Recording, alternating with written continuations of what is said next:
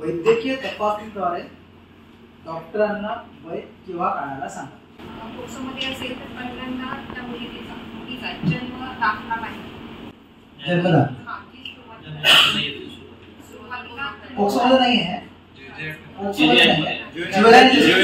Section 94. आता तुम्ही आपला मूवी बघितला असेल एक बंदा सप्पे भावी.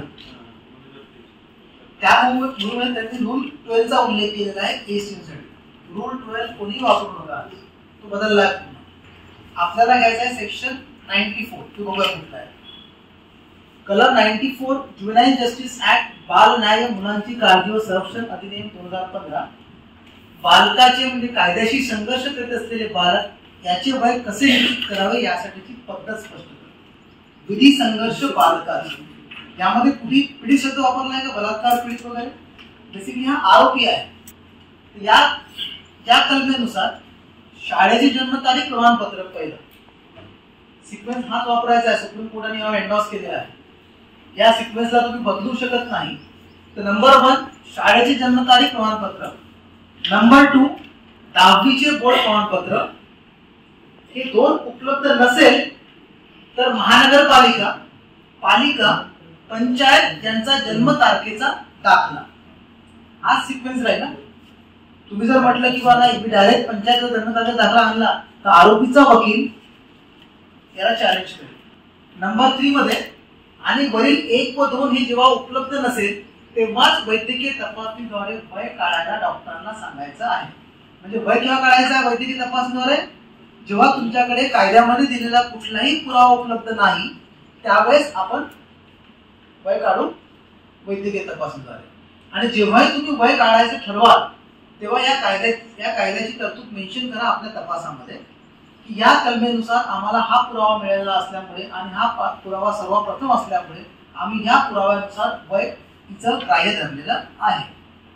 यावरून हे लक्षात येते की वैद्यकीय तपासणीद्वारे वय निश्चित करणे हा सर्वात शेवटचा पर्याय आहे.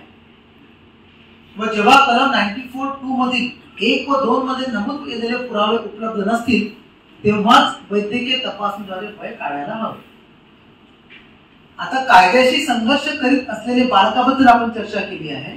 तर या तरतुदी बलात्कार पीडिताला लागू होतात का? परंतु याच्यामध्ये आपल्याला रेफरन्स आहे सुप्रीम कोर्टाचा. जिथे आपल्याकडे कायदा नाही तिथे आपण सुप्रीम कोर्टाचे रेफरन्स घेऊ.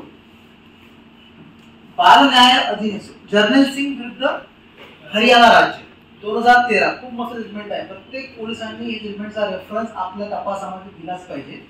आणि त्यामध्ये लिहायचं की बाल न्याय अधिनियम यातील वय निश्चित करण्याची पद्धत हीच गुन्ह्यातील पीडित बालकाचे वय ठरविण्यासाठी आधार असावा.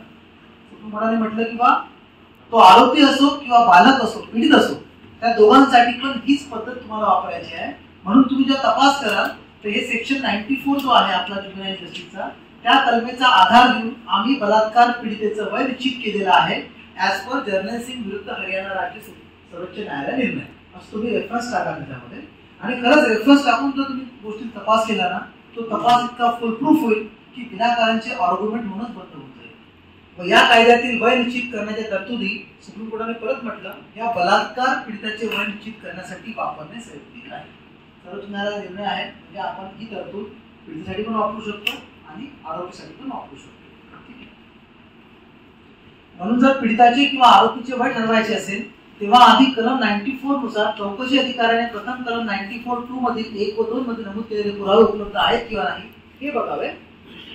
सदर पुरावे उपलब्ध नसतील तेव्हाच वैद्यकीय तपासणीद्वारे वय काढण्यासाठी पावले उचलावे. आता कुठे एक आधार कार्ड आहे का? म्हणून वयासाठी कृपया आधार कार्डचा काहीही उपयोग कायद्यामध्ये नाही.